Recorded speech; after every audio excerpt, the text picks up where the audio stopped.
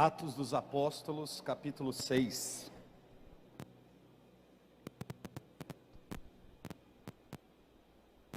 Atos dos Apóstolos, capítulo 6, versículo 1 em diante. O tema desta pregação é martírio, amor extravagante por um Deus apaixonante. Atos dos Apóstolos, capítulo 6, versículo 1.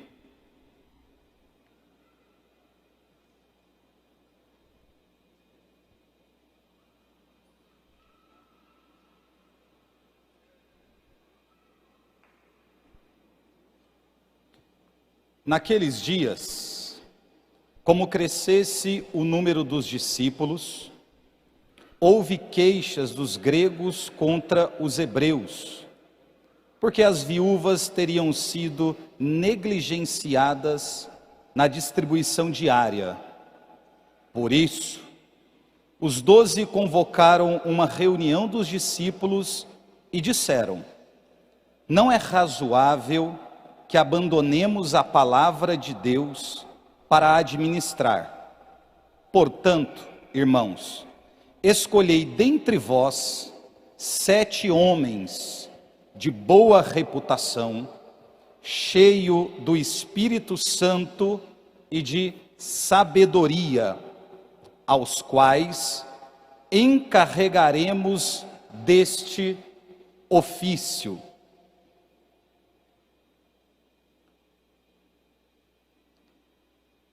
Nós atenderemos sem cessar à oração e ao ministério da palavra. Esse parecer agradou a toda a reunião. Escolheram Estevão, homem cheio de fé e do Espírito Santo, Filipe, Prócoro, Nicanor, Timão, Pármenas e Nicolau, prosélito de Antioquia. Apresentaram-nos aos apóstolos, e estes, orando, impuseram-lhes as mãos. Divulgava-se sempre mais a palavra de Deus, multiplicava-se consideradamente o número de discípulos em Jerusalém. Também grande número de sacerdotes aderiam à fé. Vamos aplaudir a palavra do Senhor?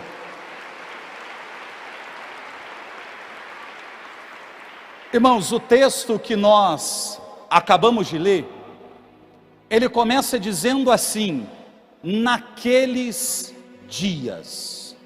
Que dias são esses que a igreja do nosso Senhor tem enfrentado sobre a face da terra? Quando nós olhamos para aquilo que viveu a igreja primitiva, nós precisamos trazer à nossa memória algumas coisas que esses homens e mulheres, cheios da presença do Espírito de Deus, eles tiveram que enfrentar.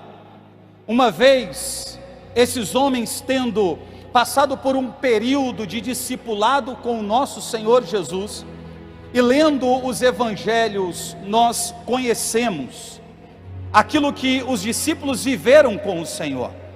À medida que Jesus vai chamando um após o outro, para que pudessem caminhar junto com Ele, e à medida que cada um vai dando a Deus o seu sim, nós vemos agora esses homens estabelecendo uma aliança, convívio, relacionamento, amizade com nosso Senhor. Uma vez que eles são chamados pelo Cristo, há um anseio muito grande no coração, mas inicialmente ainda é algo para os discípulos sem explicação. Quem é Jesus? Quem é esse homem que passou por nós, olhou nos nossos olhos, e mesmo sendo homens falhos, pequenos, simples, de profissão comum na época, olhou no fundo dos nossos olhos e fez na nossa vida um chamado? A comunidade judaica da época jamais chamaria homens como aqueles que o nosso Senhor chamou, porque eles não eram homens cultos, eles não eram homens intelectuais, eles não estudaram nas grandes escolas dos sábios da época, eles eram vistos como a escória no meio do judaísmo. Mas o nosso Senhor Jesus passou por esses homens, amou esses homens, fez na vida desses homens um chamado. Isso ardeu no coração, mas eles não conseguem compreender muito bem o porquê que aquele olhar, aquele chamado, aquelas palavras faz acender no coração daqueles homens algo que eles não haviam sentido. A partir do momento que eles começam a caminhar com o nosso Senhor, eles vão entendendo aquilo que acendeu no coração deles. Eles vão entendendo pelo convívio, se relacionando com Jesus, ouvindo os ensinamentos do Mestre, ouvindo os discursos do nosso Senhor, sentando à mesa com Ele, ouvindo as suas palavras, encostando a cabeça sobre o seu peito, se assentando com Ele para tomar a ceia. Vai estabelecendo relacionamento, vai estabelecendo vínculo, e aquilo que inicialmente era algo distante, era algo estranho, era algo diferente, vai se criando laços, vai se criando vínculo, e cada vez mais que o tempo passa, nós percebemos que os discípulos estão mais próximos do Senhor, porque o convívio vai estabelecendo na vida deles um relacionamento, a ponto deles começar a amar Jesus. Irmãos, foi no convívio, foi na partilha, foi na entrega, foi andando junto, foi rezando com Ele, comendo com Ele, vendo os milagres que o nosso Senhor operava. Mas os discípulos, eles não só presenciaram na vida pública do nosso Senhor as coisas extraordinárias que o Mestre fez. Claro, é sempre muito bom caminhar com Jesus enquanto Ele manifesta o seu poder, enquanto Ele prega sobre o reino de Deus aqui nessa terra. Quem de nós aqui não se encantaria? Quem de nós aqui não se alegraria vendo mudos falarem, vendo surdos ouvirem, vendo os paralíticos levantarem, vendo uma multidão ser alimentada por pães e por peixes? Quem de nós não ficaria impressionado em vermos ressurreições? Quem de nós não ficaria impressionado vendo Jesus passar de cidade em cidade, e onde Ele chegava tinha sempre uma grande multidão o esperando? Quem de nós não ficaria impressionado vendo a profundidade dos ensinamentos do nosso Senhor Jesus? Mas no convívio, na partilha, na entrega, na doação, no amor estabelecido entre eles, eles estão passando por um ensinamento. O discipulado é um treinamento para aquilo que esses homens um dia eles vão viver. Irmãos, todos nós que estamos aqui, sem exceção, nós estamos passando por um treinamento. Deus está nos treinando, Deus está nos capacitando, Deus está nos fortalecendo. Para quê? Para que você possa suportar os tempos difíceis que vão chegar. Você pode me dizer: Charles, mas eu sou fraca, mas eu sou pequeno, mas eu sou miserável, mas eu não sou uma pessoa intelectual, mas eu não sei falar direito como Jeremias, mas ninguém acredita em mim. Mas Deus, como olhou nos olhos dos discípulos, olha também nos seus olhos e diz: sou eu que estou te chamando, te levantando, te capacitando e te preparando para poder fazer uma obra extraordinária sobre a face da terra. Deus conta com você. Só que tem mensagem que não é boa de ouvir. Quando Jesus começa a falar sobre despedida, ou mensagens em tom de despedida, nós compreendemos ali a limitação dos discípulos que já andam, comem e caminham com Ele e presenciam os milagres, mas que não estão completamente preparados para ouvir uma mensagem diferente daquela que é rotineira. E quando Jesus fala do Espírito Santo, já próximo da sua partida, reúne os seus discípulos para dizer: olha, é necessário que eu vá, para que o Paráclito venha, porque se eu não for, ele não virá a vós. Irmãos, para discípulo, para quem ama, é difícil ouvir uma mensagem em tom de partida, em tom de despedida. Então o próprio Cristo percebe que eles não estão gostando da mensagem e nem compreendendo a mensagem. Aí Jesus vai dizer: mas quando ele vier, vos convencerá a respeito do pecado, da justiça e do juízo. Jesus está dizendo: eu vou encerrar por aqui, mas quando ele chegar, aquilo que hoje vocês não compreendem, vocês vão entender. E quando Jesus fala da cruz, aquele que quiser me seguir, renuncie a si mesmo, tome a sua cruz e me siga, porque quem quiser salvar a sua vida, perdê-la-á, mas quem entregar a sua vida por causa de mim, recobrá-la-á. Aquele que quiser me seguir, mas eles já seguem, mas eles já comem, mas eles já caminham junto, mas daqui por diante, ele está dizendo, daqui para frente, quem quiser me seguir. E sabe o que me impressiona em Jesus? É que Jesus não engana ninguém, e eu amo dizer isso. Jesus nunca mentiu para os discípulos. Pega o Sermão do Monte, pega as bem-aventuranças. É bom quando ouve falar dos mansos, dos puros, dos pacíficos, dos misericordiosos. É bom ouvir falar daqueles que têm fome e sede de justiça, mas chega uma hora que o tom da mensagem muda, e Jesus olha não para o povo, ele olha especificamente para os discípulos e encerra dizendo: bem-aventurados sereis quando vos perseguirem, vos caluniarem e mentindo disserem todo tipo de mal contra vós por causa de mim. Jesus diz: alegrai-vos e exultai, porque será grande a vossa recompensa nos céus, pois assim fizeram com os profetas que vieram antes de vós. Oh gente, que mensagem forte! Bem-aventurados sereis. Hoje, aqui na montanha, vocês não são. Viram milagres, mas não são. Viram coisas extraordinárias, mas não são. Foram chamados por mim, mas bem-aventurança é um degrau além do que vocês estão vivendo.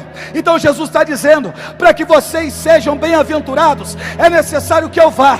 Para que vocês sejam bem-aventurados, é necessário assumir a cruz. Para que vocês sejam bem-aventurados, é necessário que eu vá para junto do Pai, e o Paráclito venha, e vocês coloquem em prática aquilo que hoje vocês estão vivendo. Nesse bem-aventurados sereis, hoje não, Por que não, Fábio? Porque hoje quem prega sou eu. Porque hoje quem é perseguido sou eu. Porque hoje quem é chamado de comilão, de beberrão, sou eu. Porque hoje quem é chamado de Belzebu sou eu. Mas vai chegar um dia que eu não estarei aqui, e aquilo que pesa sobre mim pesará sobre vocês, e a atitude, o comportamento que vocês precisam ter quando a perseguição chegar sobre a vida de vocês, para que sejam bem-aventurados, é alegria e exultação. A alegria é uma felicidade externa, a exultação é uma felicidade interna. Jesus está dizendo: quando a perseguição chegar para vocês, vocês se alegrem por fora e por dentro, e aí vocês serão bem-aventurados. É isso. Bem-aventurados sereis. Hoje, não. Daí nós vimos o que acontece com o nosso Senhor. Ele é traído,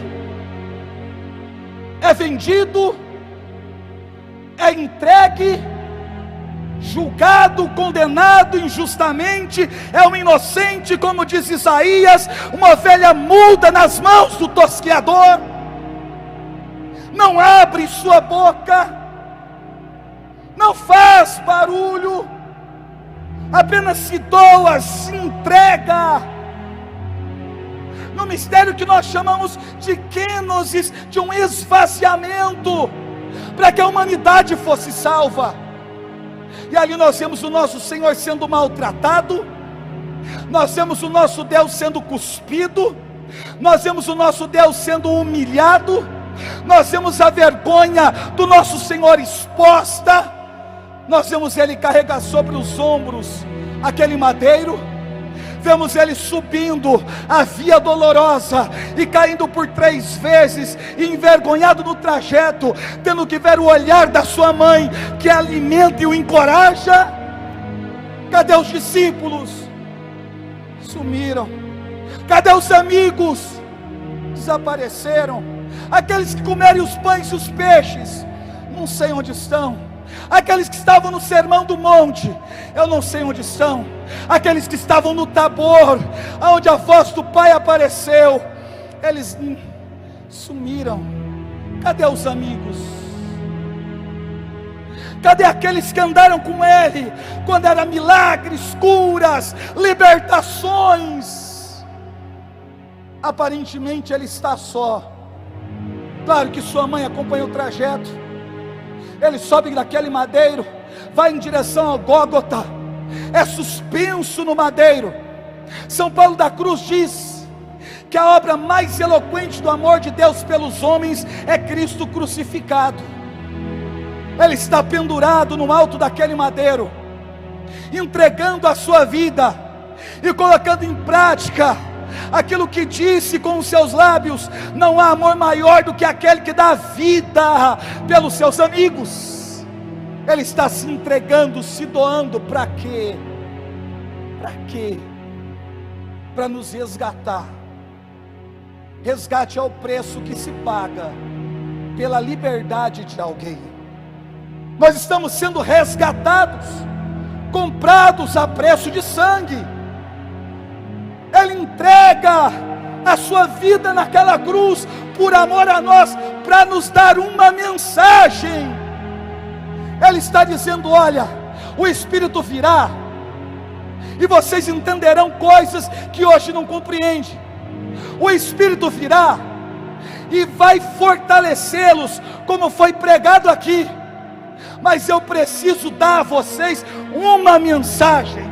Eu não quero que vocês saiam sem uma mensagem. Que mensagem é essa? Paulo explica: nós pregamos Cristo, e Cristo crucificado, loucura para os pagãos, mas para nós que fomos salvos, é força divina. Irmãos, Ele está nos dizendo que aquilo que nós precisamos para enfrentar a adversidade, é da força que emana da mensagem da cruz de um Deus que amou o mundo de tal maneira que deu o seu Filho único, para que todo aquele que nele crê não pereça, mas tenha vida eterna. Eu acho interessante que os profetas, eles foram na história como um arado, passaram marcando a terra. Deus como um semeador que lançou Cristo, a semente sobre a terra. Cristo é aquela semente que morre para poder dar frutos. Por que nós estamos aqui? Porque nós somos frutos do que Ele fez por nós no alto do madeiro. Ele nos deu uma mensagem. A mensagem da cruz é o quê? É o amor. Esses discípulos que vão para o cenáculo, recebem o Espírito Santo e saem fortalecidos para pregar a palavra de Deus. Eles carregam uma mensagem, a mensagem do amor, a mensagem da entrega, a mensagem da doação, a mensagem que transforma, que redime o ser humano, que reconcilia com o Pai. É a mensagem do perdão, da misericórdia. Eles têm uma mensagem, e é por isso que quando os discípulos, após Atos capítulo 2, eles saem pregando o Evangelho, nós percebemos a quantidade de conversões que acontece. 3.000, 5.000, homens, mulheres, crianças, sacerdotes, entregando a sua vida para o Senhor, abandonando as práticas antigas, se assumindo como cristãos. Mas tudo isso que eles estão vivendo desperta ciúme, inveja. A igreja está pregando, os milagres estão acontecendo, conversões estão acontecendo, e agora o sumo sacerdote, com a seita dos saduceus, vai olhar para aquilo que os apóstolos estão fazendo e ficam com o coração enciumado, cheio de inveja. Então eles pegam os apóstolos e lançam os apóstolos no cárcere. Pedro e os seus companheiros estão presos. Eles vão convocar agora o sinédrio para fazer uma espécie de conselho, para poder julgar e condenar esses homens que foi lançado no cárcere. Mas diz a palavra, estando preso Pedro com os seus, à noite, Deus enviou um anjo que abriu a porta do cárcere, que tirou-os de lá, e do lado de fora do cárcere deu uma mensagem a eles: saiam daqui e vão para o templo, e no templo eu quero que vocês preguem sobre a palavra desta vida. Eles saem e obedecem pela manhã, vão ao templo, pregam, ensinam, e nesse meio tempo eles mandam ir atrás dos apóstolos, acreditando ainda estarem presos. Quando chegam lá, não encontram ninguém, e vão dar a notícia: olha, quando chegamos lá, a guarda estava de pé, o portão estava trancado, mas porém não tinha ninguém lá dentro. A Bíblia diz que eles ficaram assustados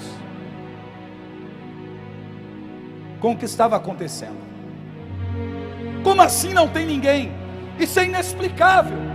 E aí chega a notícia de que eles estão no templo pregando. Olha que coisa curiosa. Os saduceus, na sua doutrina, eles não creem em anjos e nem em ressurreição, e eles são libertos por um anjo e pregam sobre a ressurreição. E quando chega a notícia que eles estão pregando, mandam buscá-los para apresentar ao conselho. Mas quando vão, eles não conduzem com truculência. Por quê? Tinham medo que o povo os apedrejasse. E quando chega diante do conselho e apresentam aqueles homens, eles ficam irritados com tudo que os apóstolos haviam feito. E eles vão dizer: olha, nós já não vos proibimos de ensinar, de pregar, de falar sobre Jesus. Pedro com os discípulos vai tomar a palavra e dizer: importa antes obedecer a Deus do que aos homens.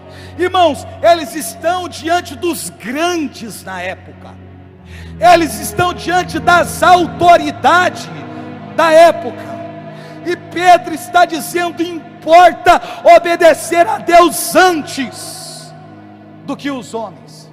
Eles ficam enfurecidos, e agora eles querem matar os discípulos. Aí no conselho tem um homem, um fariseu, doutor da lei, influente no meio do povo, chamado Gamaliel. Gamaliel vai dizer assim: olha, tirem esses homens da sala. Tiraram os apóstolos, e ele conversa agora com os seus, dizendo: eu acho melhor a gente não fazer isso. E se esses homens são de Deus?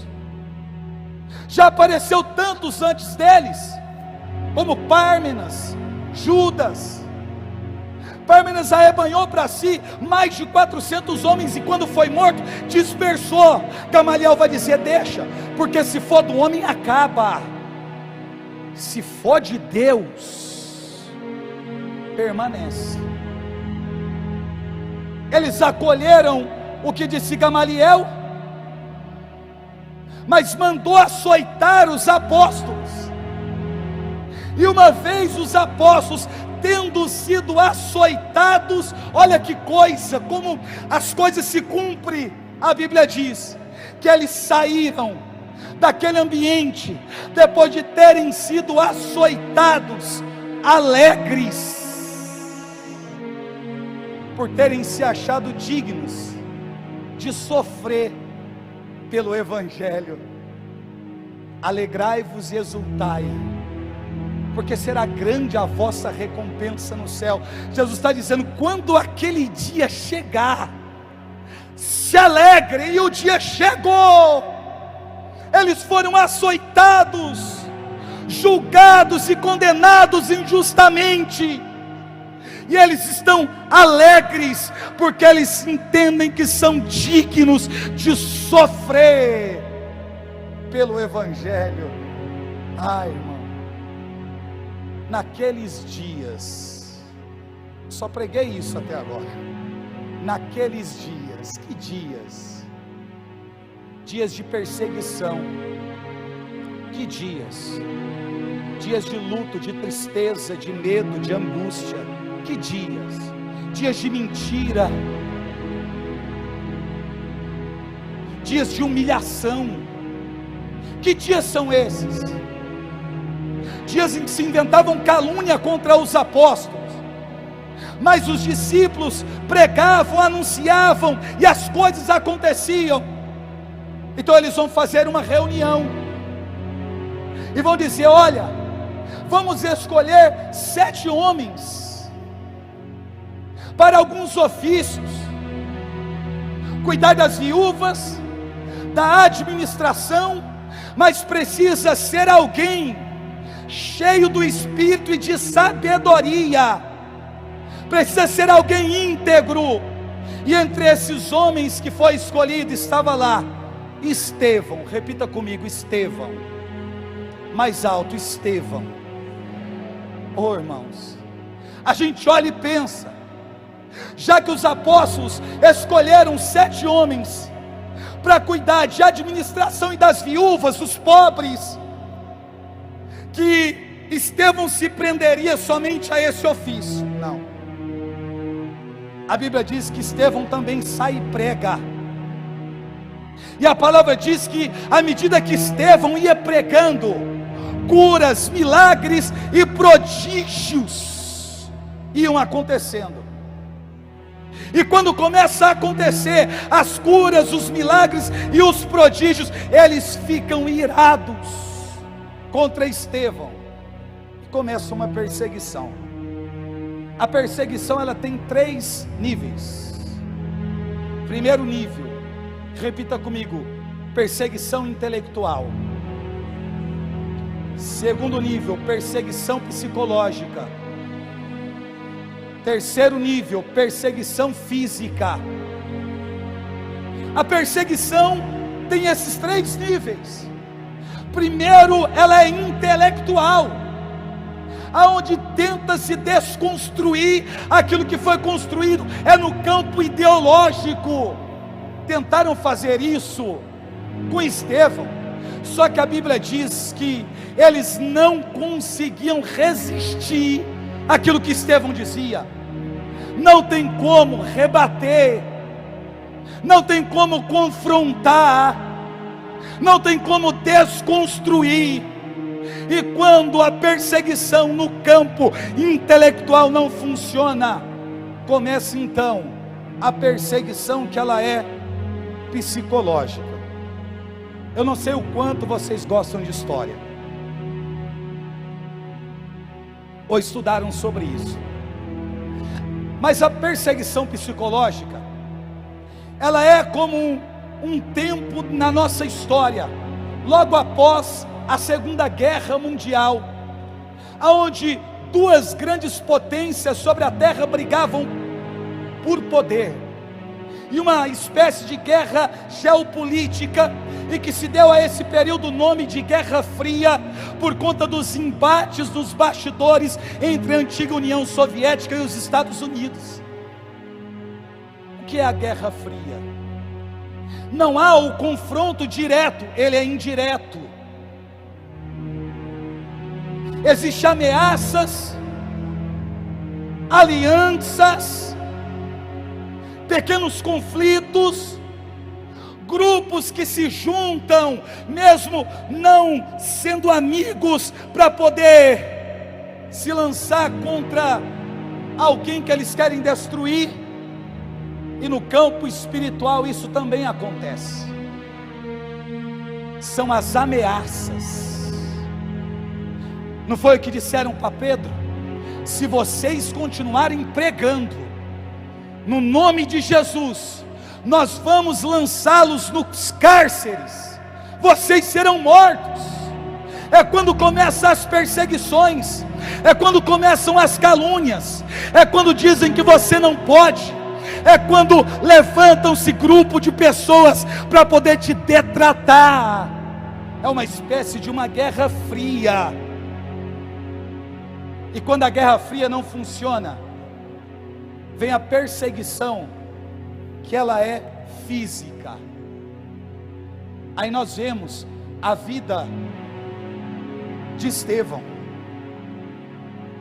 Estevão, cheio de graça, fortaleza, fazia grandes milagres, prodígios entre o povo.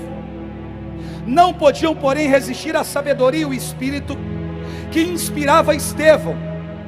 Subornaram alguns indivíduos para que dissessem que o tinham ouvido proferir palavras de blasfêmia contra Moisés e contra Deus. Subornaram. Oh, irmãos, às vezes você não precisa errar, às vezes você não precisa fazer nada.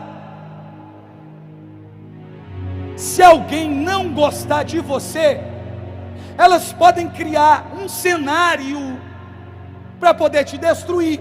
Eu estou falando aqui de Estevão. Se nós não resistimos o que ele diz, não dá para refutar o que Estevão prega. Vamos chamar algumas pessoas e inventar uma história para que ele seja preso, morto, porque a gente não consegue resistir o que ele diz. Aí mandaram chamar Estevão, e quando Estevão se apresentou diante do conselho, a Bíblia diz assim: fixando nele os olhos, todos os membros do grande conselho viram o seu rosto semelhante ao de um anjo. Como quem diz, espera aí, disseram que este homem é contra a lei de Moisés, que ele diz que Jesus vai destruir tudo isso aqui. E aí quando olharam para aquele que parecia ser uma ameaça, todos, diz a Bíblia, do conselho, viu Estevão como que um rosto de um anjo. E aí o texto diz assim: perguntou-lhe então o sumo sacerdote: é realmente assim?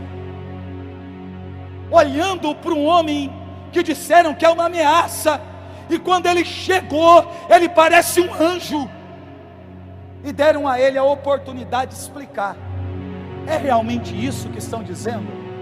Oh, irmãos, aí Estevão prega. Ele começa em Abraão, fala de Isaac, fala de Jacó, fala de José do Egito, fala de Moisés, fala das leis, fala de Araão, fala da arca da aliança, fala sobre os profetas, e Estevão está pregando, e aqueles homens vão ficando inquietos com a mensagem de Estevão. E quando chega o final da mensagem,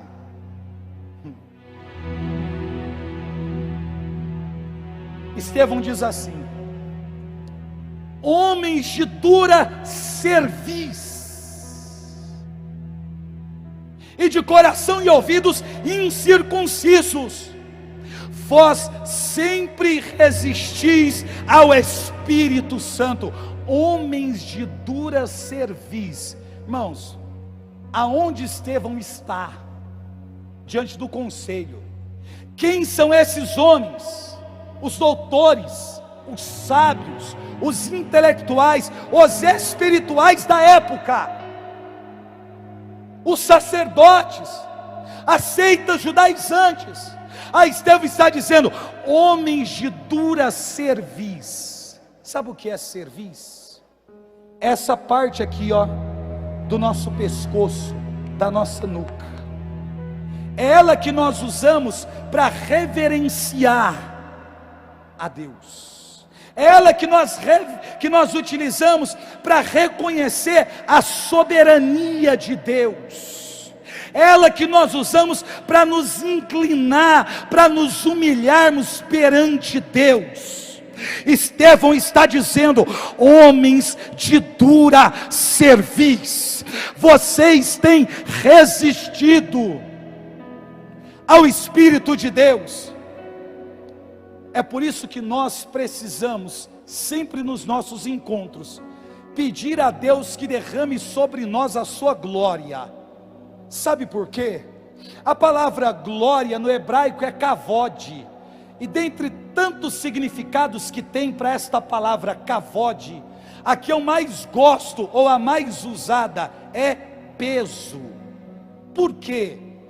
Porque a glória de Deus, quando desce no ambiente, ela pesa, e ela tem por característica encurvar a nossa cerviz, fazer com que a gente se proste, se entregue, se humilhe, reconheça a grandeza, o poder, a realeza, a soberania de um Deus que é santo, justo e todo poderoso. Nós que estamos aqui não podemos resistir à glória de Deus que se manifesta sobre este lugar. A glória está encurvando a nossa cerviz.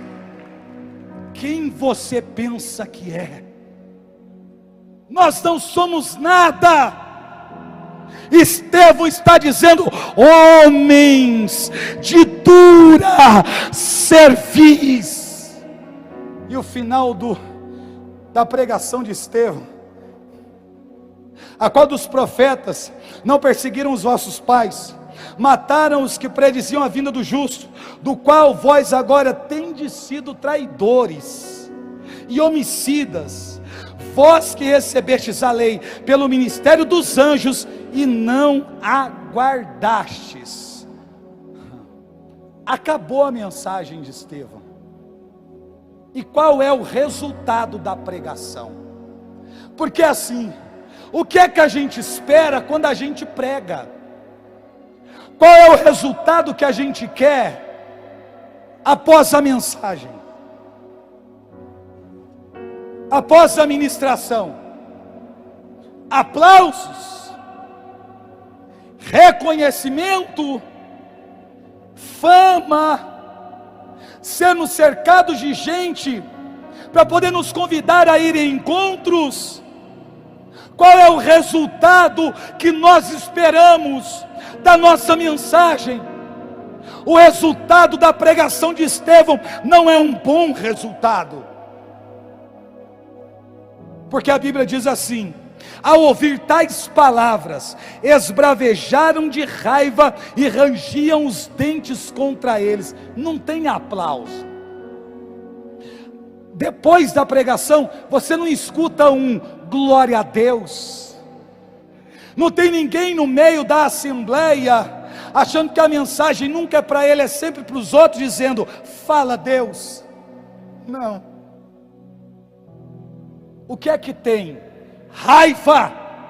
O que é que tem? Ódio. O que é que tem? Ciúme. O que é que tem? Inveja. Esse é o resultado da mensagem.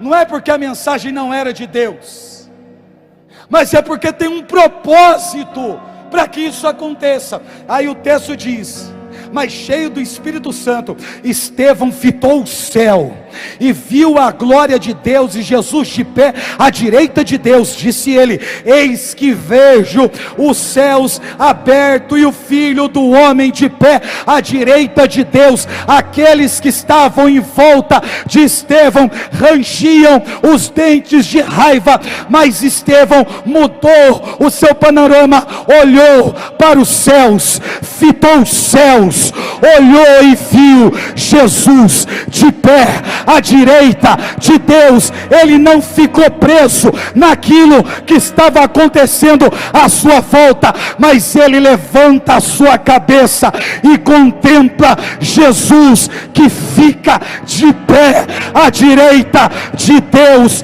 Quando a perseguição chegar sobre a sua vida, levanta a sua cabeça, porque tem um Deus de pé para te fortalecer, para te sustentar, para te encorajar e fazer você ir até as últimas consequências.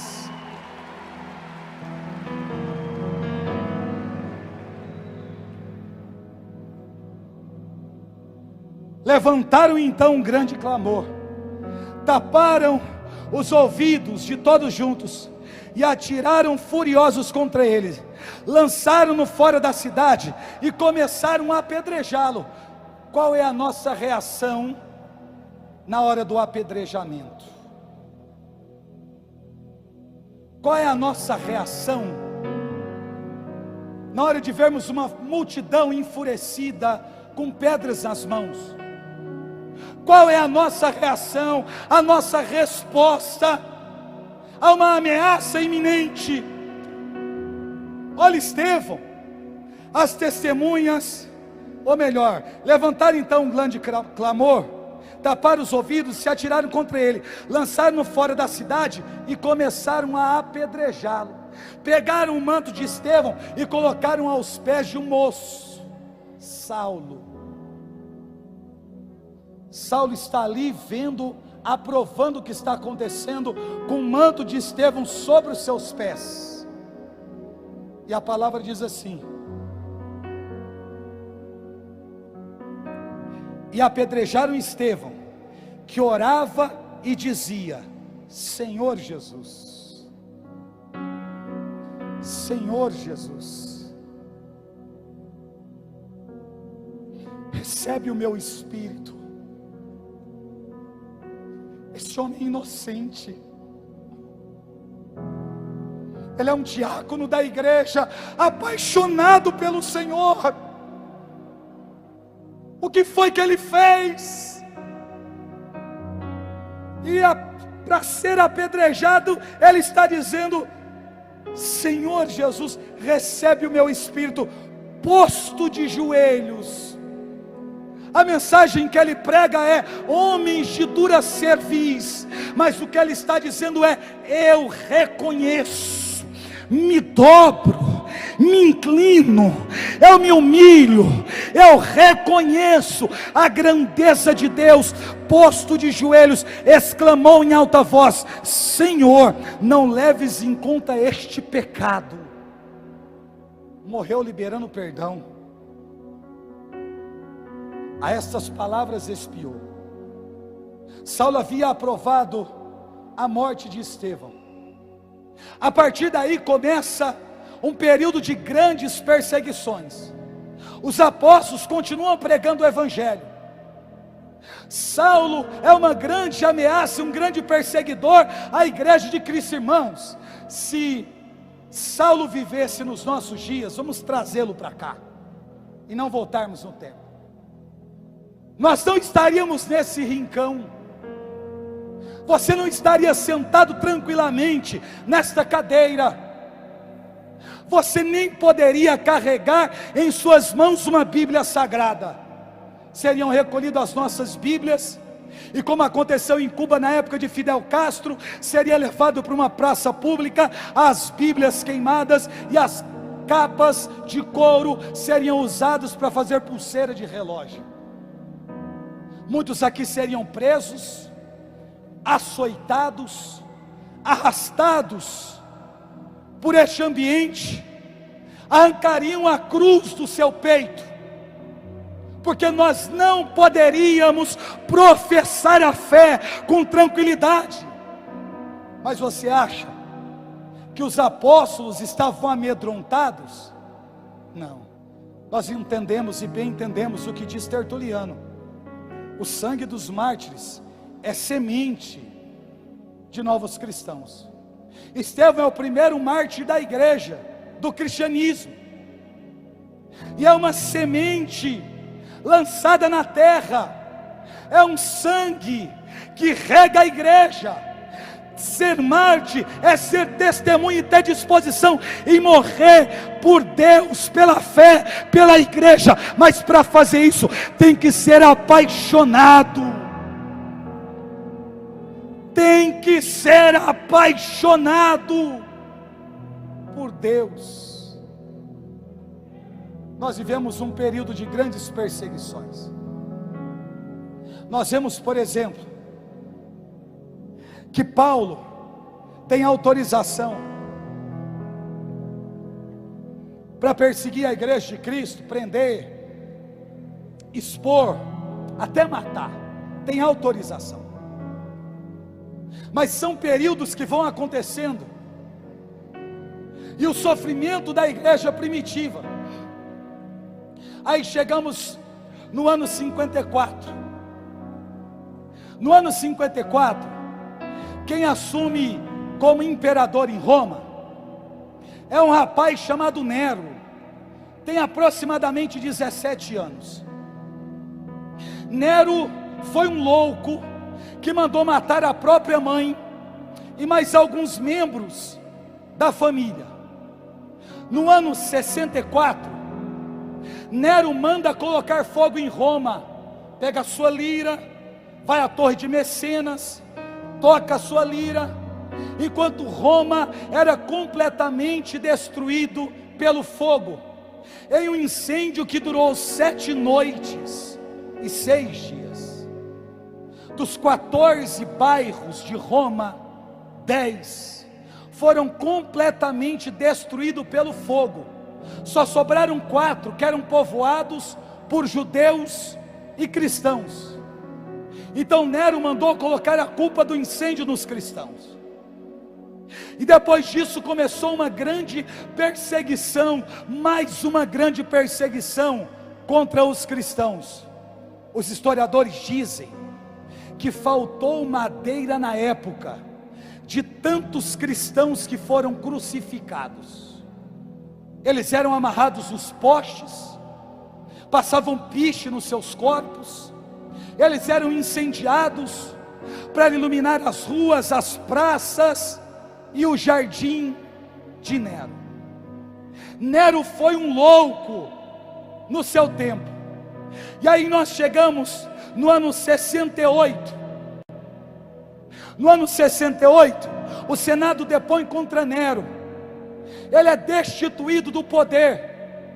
Mas antes de Nero cometer o suicídio, ainda no ano 66, os judeus haviam começado uma rebelião, encabeçada pelos zelotes, por conta de uma sinagoga que havia sido profanada em Cesareia Marítima.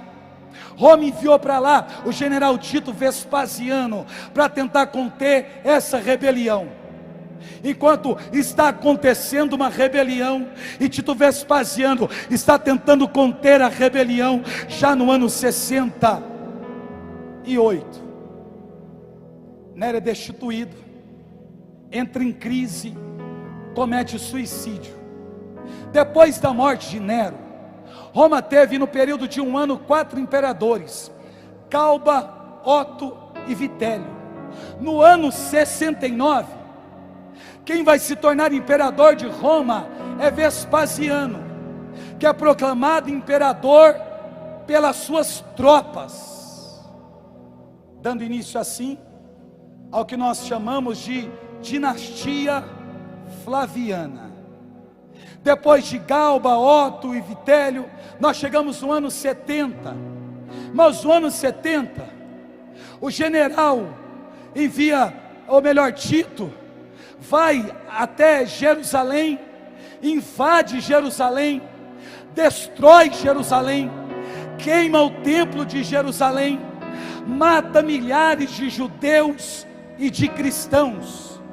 Os judeus são dispersos na maior diáspora que nós conhecemos. Eles são dispersos pelo mundo inteiro, desde o ano 70 até 14 de maio de 1948, quando Israel é reestabelecido no seu território. São tempos sombrios, tempos de dor, tempos de perseguição. Aí nós chegamos no ano 79, com a morte de Vespasiano. Tito agora se torna imperador de Roma.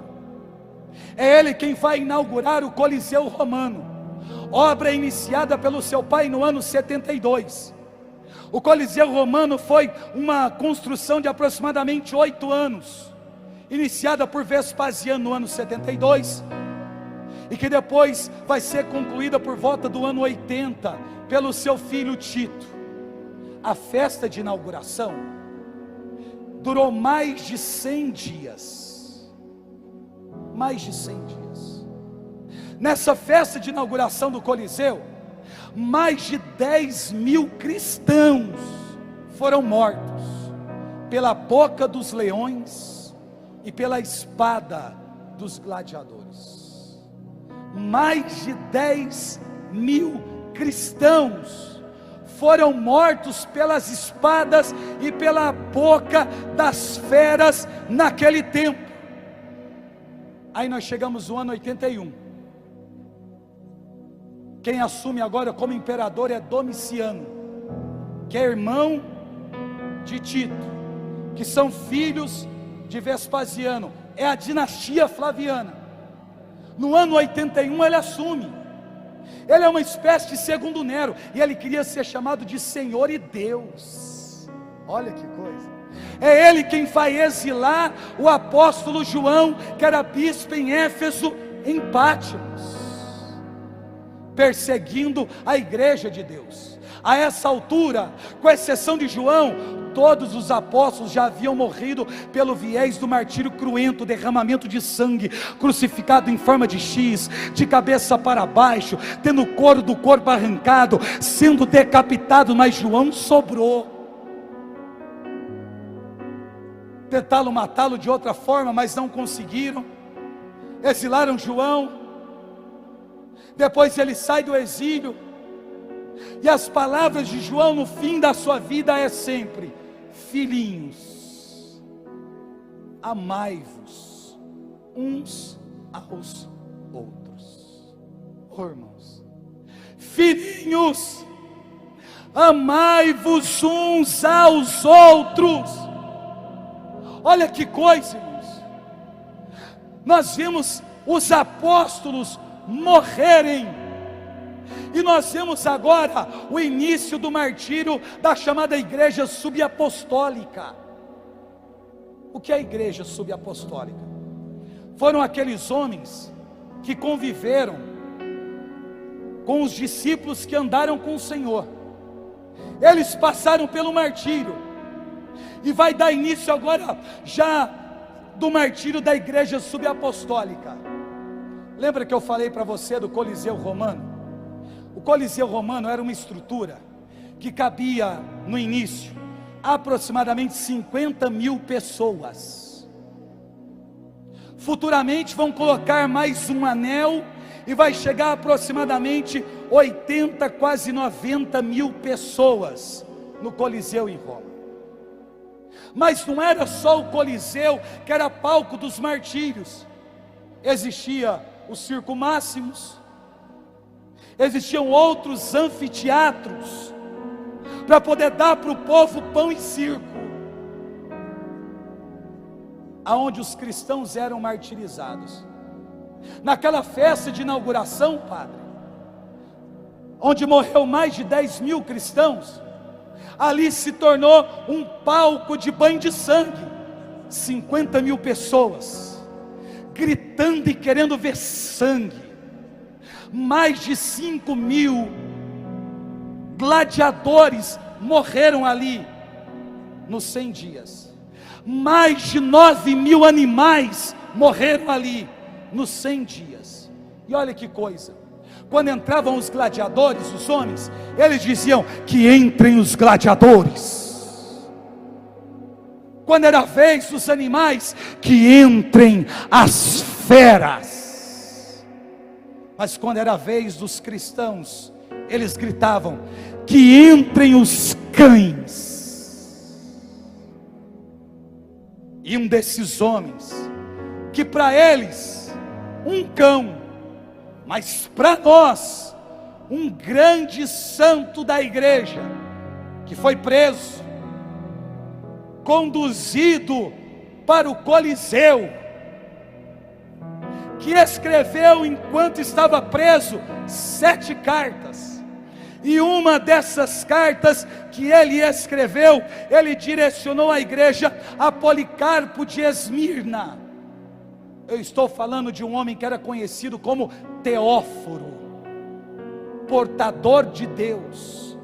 Santo Inácio de Antioquia, que quando percebeu que eles iam tentar interceder para que não fosse martirizado, ele disse: não usem comigo tal caridade, deixe-me ser pasto das feras e ser triturado pela boca dos leões. Quando ele chega naquele Coliseu Romano, ele é lançado no meio das feras, e ele é triturado como trigo de Deus, como pão de Deus. Pela boca das feras ele derrama o seu sangue para poder regar a igreja de Deus. Isso no início do segundo século, entre o ano 108 e 110 aproximadamente, meio século depois.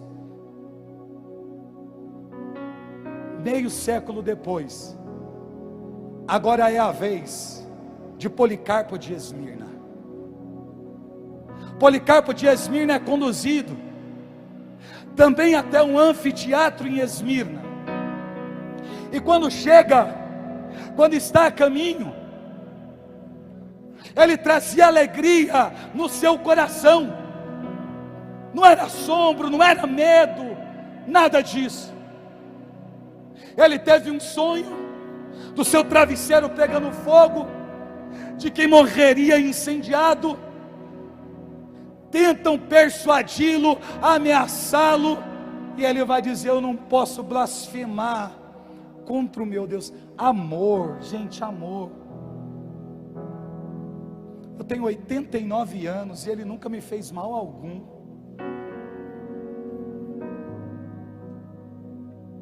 Ele está dizendo: eu tenho 89 anos, ele nunca me fez mal algum. Lançaram ele para os leões, só que os leões não encostou nele. lançaram ele no meio do fogo, mas o fogo fez uma espécie de abóboda, não tocava nele, e quem estava ali sentia um cheiro de incenso. Viram que ele não morria dessa forma. O carrasco pega a espada e vai desferir os golpes, sai tanto sangue que apaga o fogo, ele morre. Pega ali os seus restos mortais, vão incendiar, e quando estão incendiando os restos mortais, diz que sai um cheiro de pão fresco. Oh meu Deus, que homens eram esses? É um martírio acontecendo, a perseguição acontecendo, e enquanto esses homens estão morrendo, a igreja de Deus está crescendo. Alguém me disse: Charles, meu Deus, nós estamos à beira de um cisma. Irmãos, o Espírito Santo assiste a igreja há mais de 2000 anos. Acalma o seu coração. Tem coisa que dói, que é triste, que fere, que machuca, mas não tenha nada, Padre, que foge do controle de Deus. Não tem nada que foge do controle de Deus. Enquanto estiver acontecendo perseguições, estará acontecendo crescimento. Ah, Fabiano, glória a Deus, glória a Deus. Irmãos, a igreja, ela suportou quase 3 séculos de perseguição de Nero a Constantino. Ela suportou as perseguições valentemente, venceu as heresias, o nazismo, o comunismo, ateísmo, venceu as revoluções francesa, russa, espanhola, mexicana.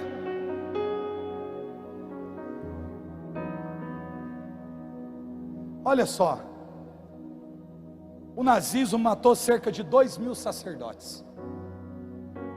Estou falando do nazismo. A Revolução Francesa matou aproximadamente 17.000 padres e 30.000 religiosos. E o comunismo matou milhares de pessoas. Ano de 1480.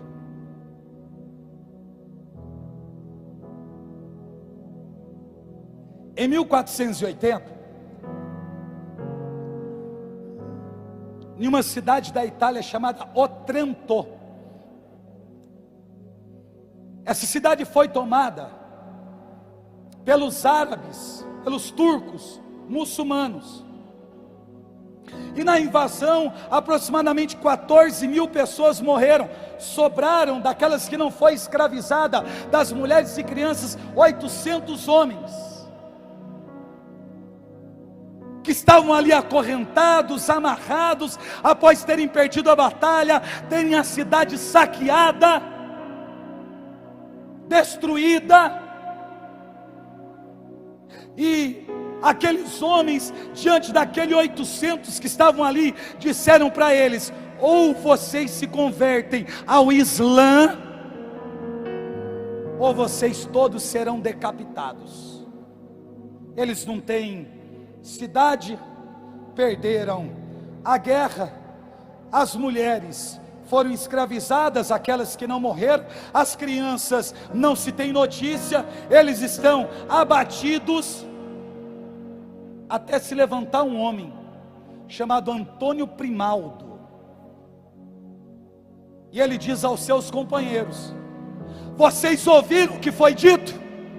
Às vezes a gente precisa de um homem corajoso.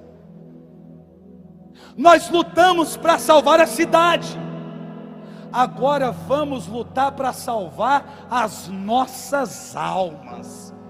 Irmão, quando Antônio disse isso, os 800 se colocaram de pé e se apresentaram por martírio.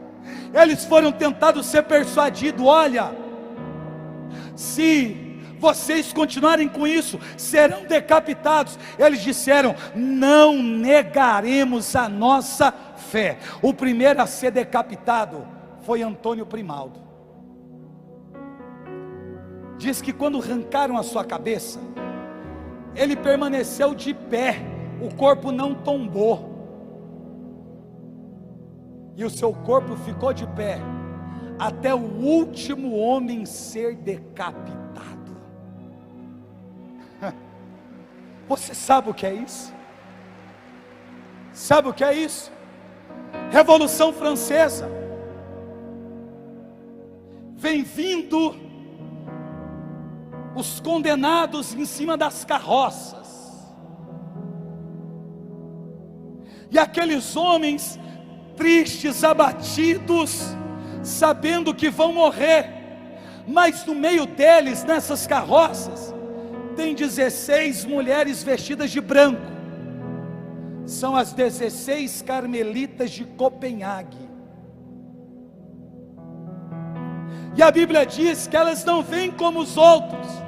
Elas sabem que estão indo para a morte, elas sabem que vão morrer, mas elas vêm de pé, ereta, de cabeça erguida, cantando em latim a Salve Rainha.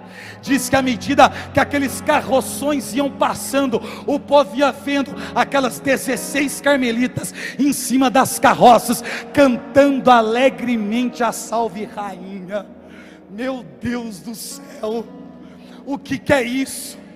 Diz que quando eles chegaram no lugar onde ia acontecer o martírio, desceram primeiro as irmãs. Desceu a priora, que era a Madre Teresa de Santo Agostinho, e disse para o carrasco: permita-me ser martirizada por último, para que eu possa encorajar as minhas filhas. 16 carmelitas. O carrasco concordou. A primeira a ser martirizada foi uma moça, uma noviça chamada Constança. Mas antes do martírio, a irmã pediu ao carrasco que desse a ela um tempo para poder fazer a renovação dos votos. Gente, elas vão morrer, e a madre está dizendo: me dá um tempo para eu juntar as irmãs e a gente renovar os nossos votos antes de morrer. Eles disseram: tudo bem. Elas se juntaram. Diz que elas cantaram Veni Creator, e à medida que elas iam cantando na renovação dos votos, alguém no meio da assembleia disse: pela minha fé, se essas mulheres que parecem anjos, se elas não forem direto para o paraíso, é porque o paraíso não existe. Elas terminaram a renovação dos votos e pegaram a mais nova, Constança, a noviça. Ela foi até a irmã Teresa de Santo Agostinho, pediu a ela a bênção e se acusou, e disse que não tinha terminado o ofício do dia, as orações, e de joelhos para receber a bênção, dizendo que não tinha terminado as regras. A priora vai olhar para ela e dizer: coragem, você vai terminar de rezar o ofício no céu.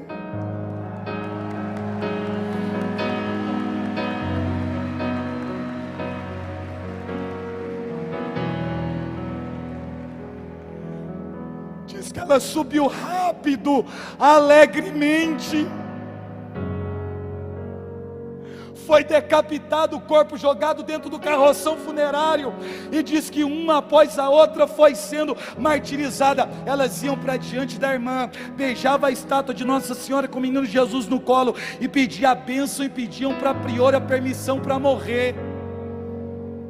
Chegou a vez da irmã de Jesus crucificado.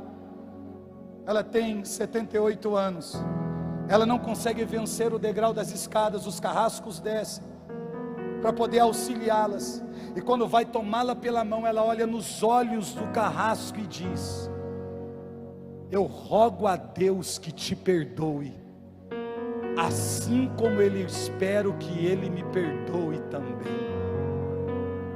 Como Estevão, com rosto de anjo, liberando perdão, com amor extravagante, por um Deus apaixonante, ela foi decapitada, e diz que uma após a outra, ia sempre terminando o canto que Constança havia começado, que era um salmo.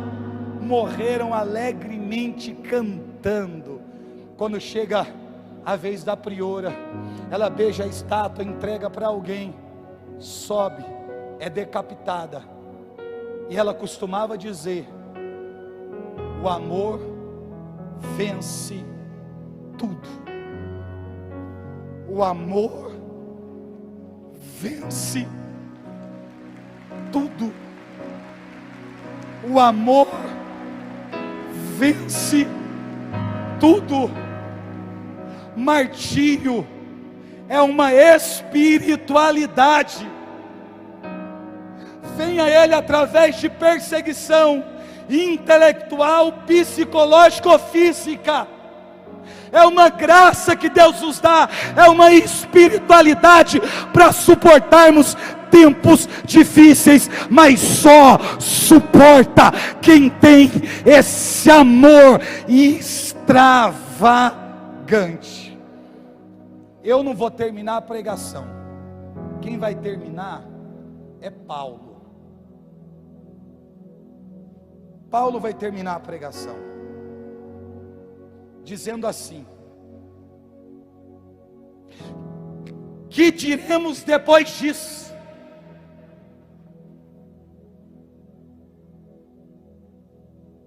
Se Deus é por nós, quem será contra nós?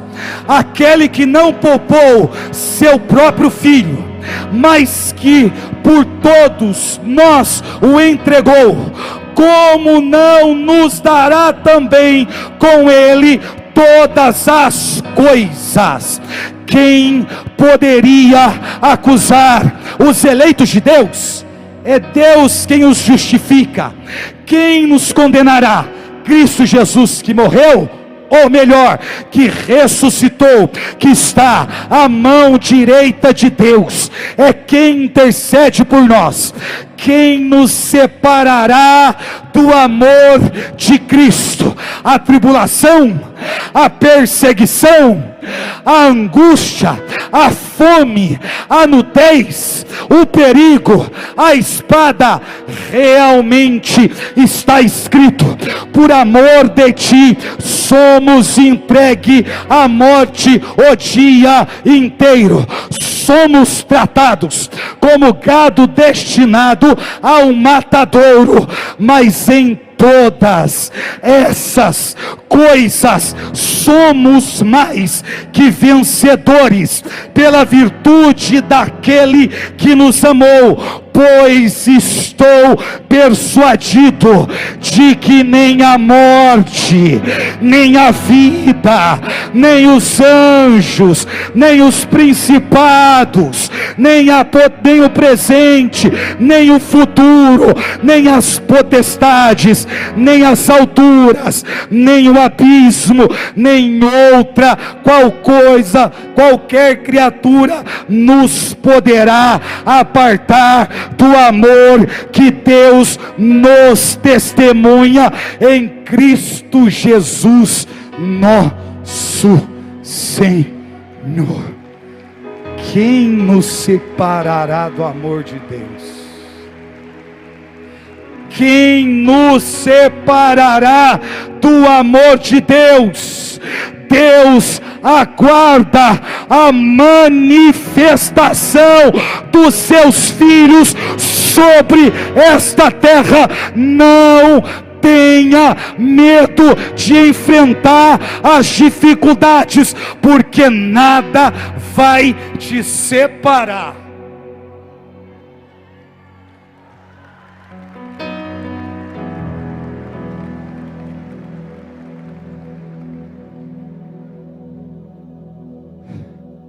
Fique de pé.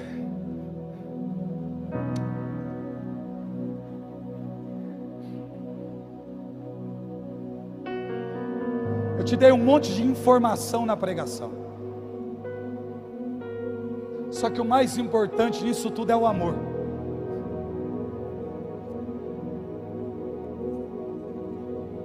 O mais importante é o amor. Será que amamos a Deus com amor extravagante? Porque olha o que Ele fez por nós, irmãos. Olhe para a cruz de Cristo. Olha o que Ele fez por nós. E nós temos feito tão pouco. Então eu quero orar junto com você. Doente, cansado, sofrendo, caluniado, perseguido, entristecido, fraca, abatida, depressiva. Eu não sei o seu estado. O que eu sei é que Deus vai derramar um amor tão profundo no seu coração, que você será capaz de dar a vida, se preciso for, pela igreja, por Ele, pela causa do reino. Então levante as suas mãos e comece a clamar a presença de Deus. Eu não preciso ensinar você a rezar. Rezar você sabe. Então comece a clamar. Comece a clamar. Aonde estão os mártires? Aqueles que suportam, que aguentam. Aonde estão aqueles que amam? Aqueles que querem se entregar, se doar, que amam ao Senhor. Clame a presença dEle nesta hora. Solte a sua voz. Você que está aqui próximo, nas arquibancadas, lá no fundo, clame por Ele nesta hora. Clame por Ele nesta hora. Os apóstolos oravam, a igreja primitiva rezava, a igreja subapostólica clamava. Esses mártires que eu citei aqui eram homens de profundo amor pelo Senhor. Então clame pelo seu amado, clame pelo seu Deus, clame pelo seu Senhor, clame pelo seu Salvador. Ore nesta hora.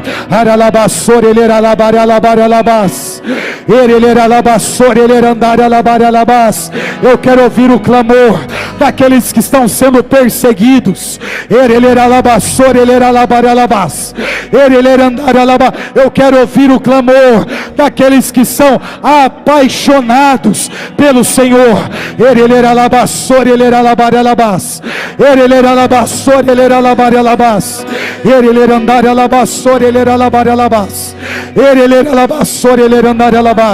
Vamos orar, igreja. Vamos orar. Vamos clamar. Vamos clamar. Isso é o seu tempo, é a sua hora, é o seu momento. O chamado é para você, a missão é sua.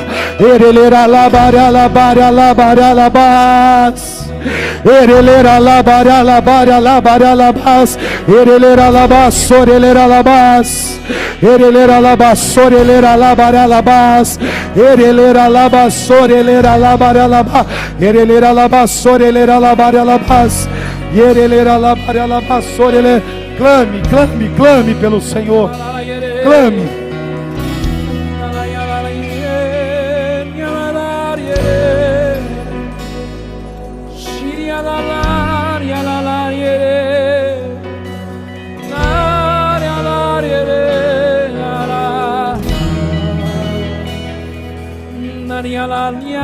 Solte a sua voz.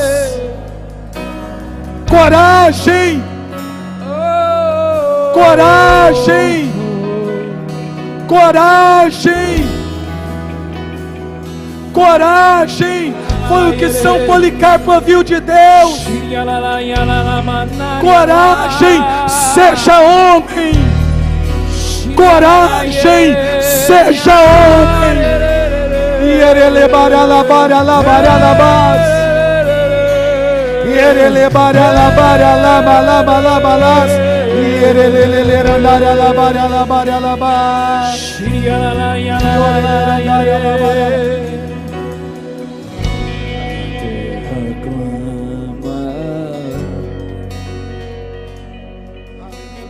Onde estão os filhos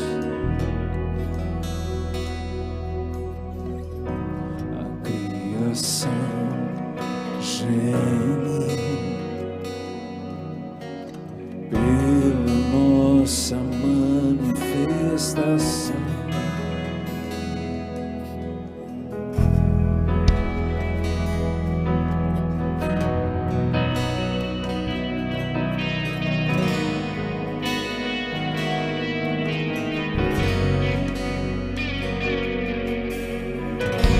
A terra clama,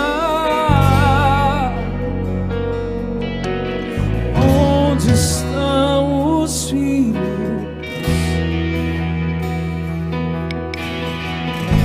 A criação geme pela nossa manifestação. Até quando ficaremos preocupados só conosco? Quando é que abriremos nossos olhos para o campo? A seara está pronta, os ceifeiros que são poucos. Que o Senhor levante os seus guerreiros. Será que se Ele nos pedir para ir, iremos? Será que se Ele nos pedir para deixar tudo para trás, deixaremos? Será que a saudade vai nos impedir? Será que teremos força para dependermos só dEle, só dEle?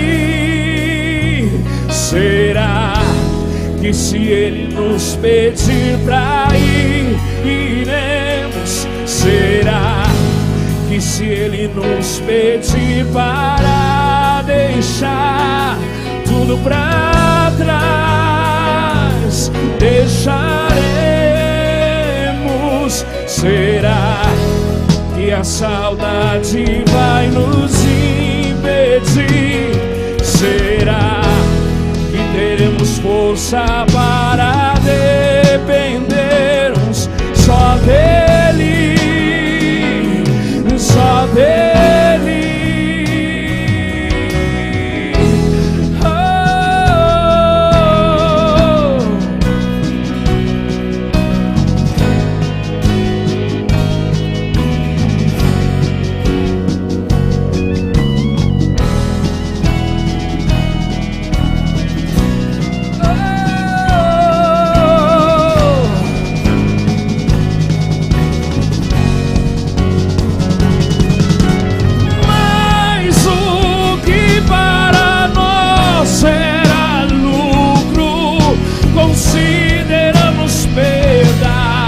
Consideramos perda, somos mártires da cruz, te entregamos tudo e se preciso morreremos.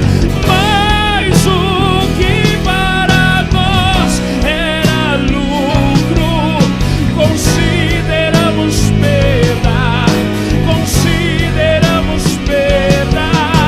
Somos mártires da cruz, te entregamos tudo e se preciso morreremos. Mas o que para nós era lucro, consideramos perda, consideramos perda. Somos mártires da cruz, te entregamos tudo e se preciso morreremos. Escute o que eu vou te dizer. Nos circos máximos, no Coliseu, nos anfiteatros de Roma, em Esmirna, era uma grande multidão para ver os cristãos morrerem. Eles queriam a morte dos cristãos. Então eles se juntavam para contemplar a morte. Nós estamos aqui, nesta grande multidão, para nós celebrarmos a vida. Então eu vou pedir que a gente pare todos os instrumentos agora. E antes de eu passar o microfone para os irmãos, eu queria que nós levantássemos um clamor. São Policarpo, quando estava entrando no anfiteatro em Esmirna, ele ouviu por 2 vezes, no meio daquele tumulto, uma voz que vinha do céu dizendo: coragem, seja homem. Seja homem. Nós vamos enfrentar as nossas batalhas, as nossas dores, as nossas lutas, através da oração. Amém? Então levante as suas mãos, eu quero ouvir só você. Solte a sua voz e comece a clamar por Deus. Solte a sua voz. Isso. Aqui não é palco de sangue. Para eles nós éramos cães. Mas o grão de trigo que morreu produziu os frutos que se ajuntam aqui na profecia do avivamento. Solte a sua voz, coragem, seja homem. Solte a sua voz, coragem, seja mulher de Deus.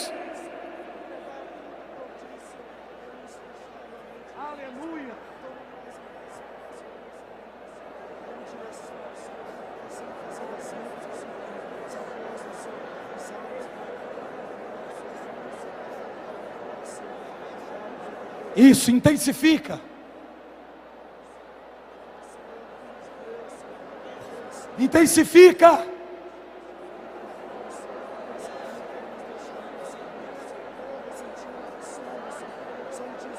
Isso. Ainda que te ameacem, ore.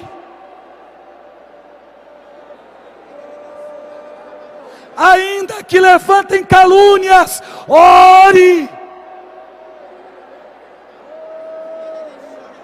Ainda que te apedrejem, ore. Coragem.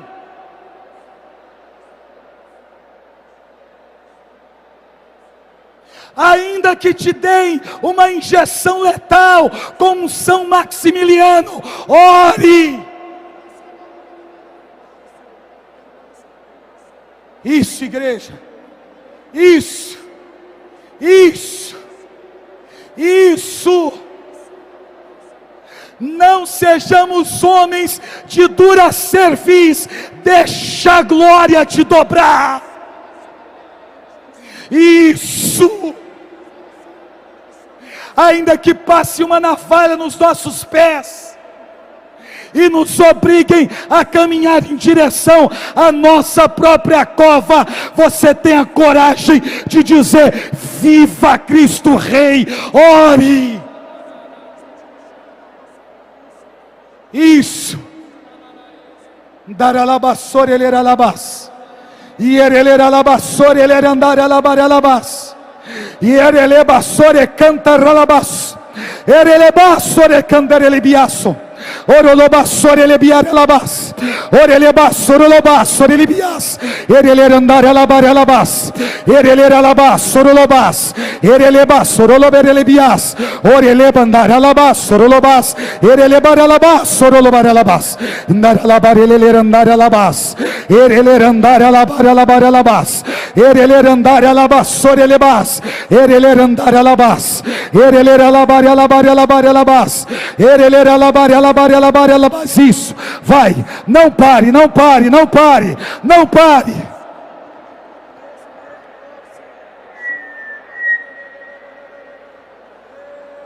Não pare.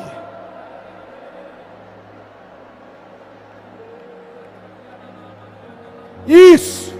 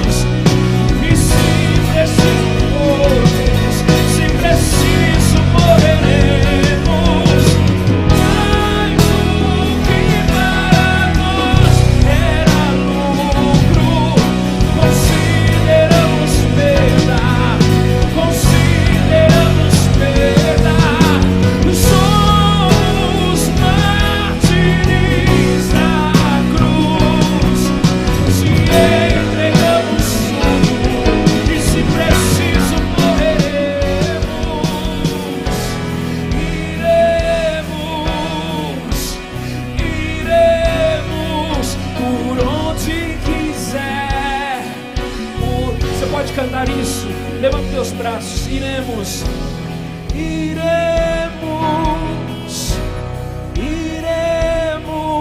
por onde quiser, por onde quiser.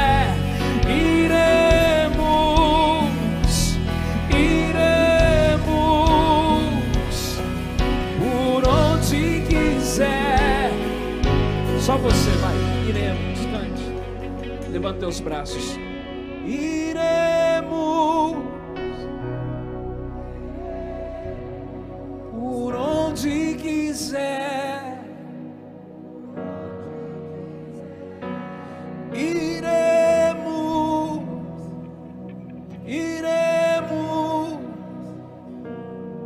por onde quiser, por onde quiser, mesmo sangrando, mesmo chorando, mesmo perdendo, mesmo chamado de cães, mesmo chamado de fracassados. A profecia do avivamento levanta os braços nessa hora e diz: nós iremos, Senhor, nós te queremos, nós desejamos, nós iremos. Iremos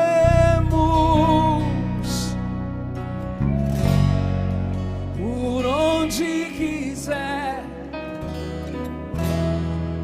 Canta isso. Iremos